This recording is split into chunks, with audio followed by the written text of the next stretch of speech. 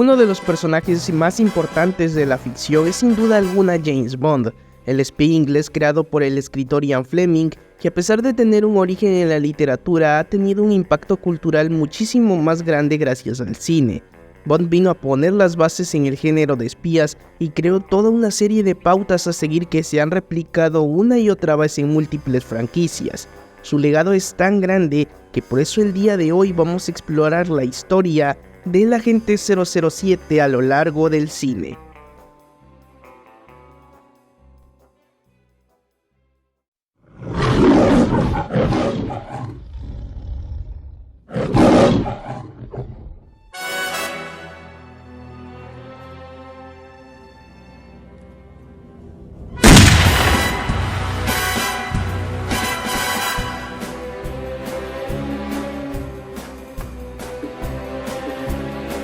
Con su primera aparición en la novela Casino Royale de 1953, James Bond nace de la pluma del escritor británico Ian Fleming. Nacido el 28 de mayo de 1908 en Londres, Fleming no solo fue novelista, sino que también se desempeñó como periodista y como oficial de inteligencia para la Marina Real Británica durante la Segunda Guerra Mundial. A los 31 años fue reclutado como asistente personal del director de la División de Inteligencia Naval, y a pesar de su inexperiencia, pronto logró ascender gracias a sus aptitudes y astucia. Fleming formó parte de varias misiones durante la guerra que consistían en la distribución y recepción de información por parte del enemigo, así como también el sabotaje de operaciones nazi y la obtención de códigos de la Marina alemana. Sin embargo, estando activo, la operación que en realidad cambió su vida fue GoldenEye, misión en la que estuvo al mando entre 1941 y 1942 con el objetivo de tener una red de inteligencia a lo largo de España con tal de impedir una invasión alemana y en la que también los aliados pudieran tener control total de las rutas marítimas. Tras finalizar la guerra, Fleming se dedicó al ocio, visitando con frecuencia su finca ubicada en Jamaica, a la que llamó GoldenEye en honor a la misión que comandó. Por entonces ya tenía intenciones de escribir una novela de espías basada en su propia experiencia, pero no fue sino hasta 1952 cuando comenzó a escribirla, no tanto por estar inspirado, sino más bien para distraerse de su próxima boda y también del embarazo de su esposa. Tras finalizar el manuscrito, la mujer le aconsejaría publicar el libro a pesar de que Fleming lo consideraba absurdo. Un año más tarde, Casino Royale vio la luz y pronto se convirtió en un éxito. La novela tomó como base una vivencia en la que Fleming junto a su superior fueron a jugar póker a un casino ubicado en Portugal, en el que a menudo se reunían espías de toda clase. En dicho casino, según cuenta el autor, 2 espías alemanes lo atacaron y Fleming les dio una paliza a ambos. Sin embargo, un compañero suyo cuenta una historia diferente en la que dice que dicha pelea no es más que parte de la imaginación del autor. Básicamente, a Fleming le gustaba mentir por convivir. Y bueno, esto se puede notar más que nada en lo aderezada que está su ficción, ya que James Bond, lejos de ser un espía de la División de Inteligencia Naval, con su descripción corresponde más que nada a un comando de las fuerzas especiales. Pero continuando con la historia de Bond, para el nombre de su personaje, Ian tenía en mente que dicho nombre no tenía que sonar impresionante ni nada por el estilo. Al contrario, quería que fuera aburrido y común como el de cualquier persona. Para ello, tomó prestado el nombre del ornitólogo James Bond, que irónicamente, pronto se convirtió en uno de los nombres más icónicos y reconocibles de la historia, que dicho sea de paso sería asociado al espionaje y no al estudio de las aves. Con el éxito de Casino Royale pronto llegó la primera adaptación del libro, solo que no al cine sino a la televisión, y además de eso Bond pasaría de ser inglés a ser estadounidense. En 1954 CBS y Paramount Pictures obtuvieron los derechos de Casino Royale y tras la compra la CBS pronto comenzó con la adaptación, realizando cambios importantes en el manuscrito con tal de que la ficción se pudiera acomodar a la transmisión por televisión que por aquel entonces era común que se realizara en vivo. Así pues, Casino Royale fue transmitida el 21 de octubre de 1954 como parte de un episodio de la serie de televisión Clímax. En el papel principal, Barry Nilsson le dio vida a James Bond y Peter Lorre interpretó a Le Chiffre. Además de eso, el nombre de Vesper Lynd fue sustituido por Valerie Mathis. La historia tuvo muy pocos cambios, más que nada en la nacionalidad de los protagonistas, pero fuera de eso se mantuvo fiel al libro. Aún así, Bond no saltaría a la pantalla grande sino hasta 1962. Ya en 1958, Ian Fleming estaba contemplando la posibilidad de llevar sus libros al cine junto con su amigo Ivar Bryce. Poco después, ese mismo año, Bryce presentaría a Fleming con el guionista y director Kevin McClory. Desde entonces y hasta 1959, los tres comenzaron la planeación de la película, que sería una adaptación del libro Operación Trueno. El proyecto, sin embargo, se truncó debido a que la última película de McClory había sido un fracaso en la taquilla, y nadie en Hollywood estaba dispuesto a financiar el proyecto. No sería sino hasta que Fleming conoció al productor Harry Saltzman que la cosa comenzó a tomar forma, puesto que le vendió los derechos de todos sus libros publicados y también los próximos a publicar a excepción de Casino Royale, puesto que los derechos de este pertenecían a otro estudio. A la fórmula se sumó también el productor Albert R. Broccoli, que inicialmente le quiso comprar los derechos a Saltzman. Sin embargo, tras negarse, prefirió asociarse con Broccoli. De todas formas, filmar siguió siendo problemático. Los estudios americanos no consideraban atractivas las aventuras de James Bond, esto por sentirse demasiado británicas y también vulgares y sexuales. Afortunadamente, United Artists le dio el visto bueno a la producción, pero solamente bajo la condición de rodar con un bajísimo presupuesto de únicamente $1 millón. Ante esto, Broccoli fundó Eon Productions para administrar la producción de la cinta, y también contrató al cineasta Terence Young, con quien ya había trabajado. En cuanto a la historia, Operación Trueno fue descartada, y en su lugar Broccoli decidió adaptar Doctor No, de la cual por cierto se descartaron varios guiones, ya sea por cuestión de presupuesto o por su ridiculez. Para que se den una idea, en uno de estos guiones Doctor No era un simio. En cuanto al casting, este fue un poco más complicado. Para James Bond se consideró inicialmente a Cary Grant. Grant estaba dispuesto, pero luego se echó para atrás cuando se dio cuenta de que tenía que darle vida en una saga entera. También se consideró a Roger Moore, pero finalmente no se le contrató porque para ese entonces era demasiado joven. Finalmente se decantaron por un joven físico-culturista de 30 años llamado Sean Connery, quien desaliñado se presentó al casting sin siquiera saber actuar, pero fueron su porte de macho y su actitud de hombre de cuidado las que le dieron el papel. Terence Young, por su parte, se encargó de educar a Connery, lo vistió y lo arregló de la mejor manera posible, le aconsejó para ser apuesto e ingenioso y luego lo presentó en sociedad para que se codeara con las élites de los casinos y los restaurantes. Connery era la envidia de los hombres y también un imán para las mujeres. Así nacía no solo James Bond, sino también una leyenda de la pantalla. Previo al estreno de la cinta, MGM se encargó específicamente de bombardear Estados Unidos con el marketing de la cinta. Los americanos no estaban interesados en una historia de un agente británico. Sin embargo, gracias a su estrategia en la que se licenciaron toda clase de productos, la cinta no tardó en convertirse en un éxito no solo en Estados Unidos e Inglaterra, sino también a nivel mundial. Y aunque las críticas fueron mixtas, lo que también la impulsó en su éxito fue la controversia generada en los sectores conservadores, como la Iglesia Católica, que definió a Bond como una peligrosa mezcla de violencia y sadismo sexual, y a su vez los soviéticos llamaron a James la personificación del mal capitalista. Ante la controversia y el éxito, obviamente United Artists no dejaría pasar la oportunidad y de inmediato le dieron luz verde a Albert Broccoli para hacer una segunda parte, esta vez con un presupuesto aumentado de $2 millones. Para elegir la novela a adaptar, Broccoli optó por Desde Rusia con Amor debido a que John F. Kennedy la había nombrado como uno de sus 10 libros favoritos de la historia. Igualmente, la cinta fue un éxito e incluso en crítica le fue mejor que a su antecesora. Ante esto, Sean Connery también decidió extender su contrato para aparecer en cintas siguientes, y con todo viento en popa, la nueva película entró en marcha. Así, en 1964 llegó Goldfinger, que para muchos es la cinta que establece los puntos más clásicos de James Bond, como el uso de gadgets complejos y también la aparición del automóvil Aston Martin. También le fue que se convirtió en la primera cinta de la saga en ganar un premio Oscar, esto por su edición de sonido. A Goldfinger le siguieron Thunderball de 1965 y You Only Live Twice de 1967. Marcando así la última aparición de Sean Connery al menos de momento. En Al servicio de su majestad de 1969, George Lazenby lo sustituyó. En su contrato estipulaba que aparecería en 7 películas de la saga, pero más tarde renunció y Sean Connery volvió en 1971 para protagonizar Diamonds Are Forever.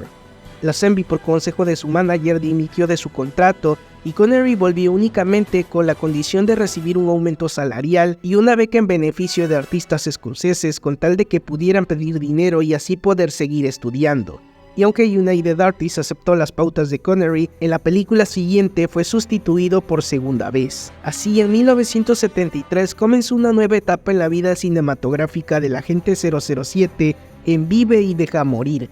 Albert Broccoli tenía planeado que Connery repitiera su papel y ante la negativa de este se comenzó a buscar un nuevo actor entre los que incluso consideraron a varios estadounidenses, entre ellos Adam West, quien, agradecido por la oferta, se negó a darle vida a Bond al creer que este debería ser interpretado únicamente por un británico. En la lista figuraron varios nombres, pero uno de los favoritos del productor era Roger Moore, quien ya había sido considerado en Doctor No y en Al servicio de su majestad. Vive y Deja Morir se convirtió en un éxito taquillero en su estreno y fue la primera cinta del 007 en estar ambientada en los Estados Unidos. Su historia buscaba tener como villanos a personas de color, aprovechando que en aquel entonces estaba activo el movimiento de las Panteras Negras, y el resultado fue una mezcla entre las cintas ya vistas y un poco de fantasía al también jugar con elementos de magia. La etapa de Roger Moore como James Bond fue una etapa de experimentación para el personaje. Comenzó a jugarse con la comedia a tal punto de volver a Bond más ridículo de lo que ya de por sí era. Pocos eran los que se lo tomaban en serio y conforme salían películas, la calidad empeoraba. La saga fue en declive al abordar siempre los mismos temas y al tener siempre sobre la mesa las mismas misiones que abordaban a misiles y a soviéticos. A la repetitividad se le sumó que Moore estaba envejeciendo a pasos agigantados y se comenzaba a notar en la pantalla una vez finalizada la década de los 80. Curiosamente, hasta la fecha, el actor conserva el récord de mayor número de películas con este personaje, siendo entre todas un total de 7. Entre sus títulos están Vive y Deja Morir de 1973, El hombre con la pistola de oro de 1974, El espía que me amó de 1977, Moonraker de 1979, Solo para tus ojos de 1981, Octopussy de 1983, y La mirada del asesino de 1985. Fue el propio Moore quien decidió abandonar el papel, pues como ya dije antes, ya no se sentía ni con el físico ni con la edad para seguir adelante. En ese entonces tenía 59 años. Así, con lo mal que le fue a la última película, tanto en recaudación como en crítica, los productores se dispusieron a darle un enfoque más serio al personaje. En el casting, los favoritos para relevar a Moore eran Sam Neill, Pierce Brosnan y Timothy Dalton. Tanto el productor Michael G. Wilson como Barbara Broccoli, la hija de Albert, se quedaron impresionados con la actuación de Sam Neill. La única razón por la que el intérprete no se quedó con Bond fue porque a Albert Broccoli no le gustó. Brosnan, por su parte, casi se queda con el personaje, pero tuvo que declinar al haber obtenido un protagónico en la serie de televisión Remington Steele. Así pues, el elegido fue Timothy Dalton, incluso aún con la negativa de Albert Broccoli, quien seguía sin estar convencido. Estrenada en 1987, The Living Daylights fue un éxito financiero y crítico. La gente elogió que la serie volviera al realismo y se tomara mucho más en serio, y las proyecciones estimaban que comenzaba una nueva y prolífica etapa de James Bond. La película siguiente en rodarse sería Licencia para Matar de 1989. Por razones de presupuesto, la cinta fue rodada en México y Florida y no en Reino Unido, y en general podría decirse que le fue bastante bien en todos aspectos, y hasta entonces fue conocida como la mejor cinta del personaje. El éxito una vez más puso a los Broccoli a trabajar en una nueva entrega que, a decir verdad, se atrasó más de lo esperado. El estudio y los productores comenzaron una disputa legal por los derechos de James Bond, lo que a su vez haría que Dalton renunciara al protagónico luego de que su contrato caducó en 1990. Para mayo de 1993, Broccoli anunció el reinicio de la saga con un nuevo Bond, y también una nueva historia que con el contexto político de la época prometía diferenciarse mucho de las anteriores. La Unión Soviética estaba recién disuelta y James Bond se enfrentaba a nuevos enemigos. Lamentablemente, para ese entonces la salud de Albert Broccoli se deterioró y falleció 7 meses después del estreno de la cinta, lo que haría que su hija Bárbara ocupara su lugar. GoldenEye, nombrada así en honor a la misión comandada por Ian Fleming en sus años de inteligencia, fue un rotundo éxito de taquilla y crítica, lo que la llevó al estudio a preparar más películas con Pierce Brosnan, que tras haber rechazado a Bond en el pasado, se quedó con el personaje hasta principios del nuevo milenio. Además de GoldenEye, Brosnan protagonizó El Mañana Nunca Muere de 1997, Nunca es Suficiente de 1999 y Otro Día para Morir de 2002, siendo esta última la película final para el Bond del actor. La cinta recibió críticas mixtas tirando a negativas, y tanto los gobiernos de Corea del Norte como Corea del Sur no les gustó para nada la representación de sus respectivos países en cuanto a cómo es mostrado el ejército, la población, la cultura y la religión. Lejos de eso, Eon Productions, productora fundada por Albert Broccoli y ahora a cargo de su hija Bárbara, ya comenzaba la planeación de la siguiente cinta, en esta ocasión con intenciones de adaptar la novela Casino Royale de Ian Fleming. Los derechos de este libro pertenecían a Sony, por lo que para conseguirlos, la Metro-Goldwyn-Mayer tuvo que intercambiar con Columbia Pictures los derechos de Spider-Man en 1999. Ya en 2004, Neil Purvis y Robert Wade comenzaron la adaptación del libro, y lo curioso es que en el libreto seguían considerando a Pierce Brosnan como protagonista. La historia se adaptaba a las cintas anteriores, pero conservaba una narrativa más apegada al libro de Fleming. Y tras pulir el guión y darle un nuevo giro en el que era un reinicio completo para la saga, en 2005 comenzó el rodaje con Martin Campbell como director. Casino Royale es mucho más fiel al libro de Ian Fleming, pero con elementos que la actualizan para estar acorde al mundo actual. Los productores acordaron hacerla lo más realista posible para no repetir los errores del pasado y no usar CGI en exceso, optando ahora por efectos prácticos. Para la selección del nuevo Bond, Brosnan declaró que no volvería a interpretarlo debido a su edad, mientras que los productores dijeron que había al menos 200 nombres considerados para obtener el papel. La lista estaba encabezada por Henry Cavill, pero este no obtuvo el personaje debido a que por entonces apenas tenía 22 años. El elegido entonces fue Daniel Craig, que en un inicio no se mostró interesado en participar debido a que las películas de Bond le resultaban demasiado formulaicas. No fue sino hasta que leyó el guión que dijo que sí, y para su preparación el actor se leyó todos los libros de Ian Fleming. Lamentablemente su elección se vio envuelta en la polémica. Nadie lo quería como James Bond porque pensaban que no daría el ancho, y en internet comenzó una campaña para boicotearlo y hacer que los productores lo despidieran. Afortunadamente, tras el estreno de la cinta en 2006, la película fue alabada tanto por la crítica como por el público.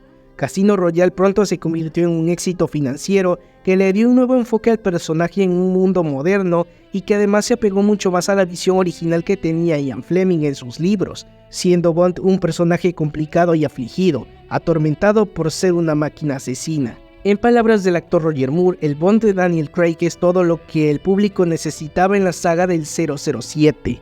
A Casino Royale le siguieron 4 películas más: Quantum of Solace de 2008, Skyfall de 2012, Spectre de 2015 y No Time to Die de 2021.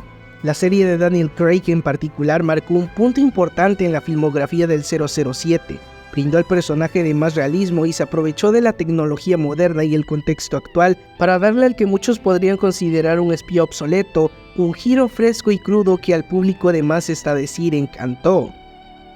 Este es posiblemente el James Bond más conflictuado, que tiene un arco de personaje más elaborado y que, a diferencia de las cintas anteriores, sigue una línea narrativa nunca antes vista.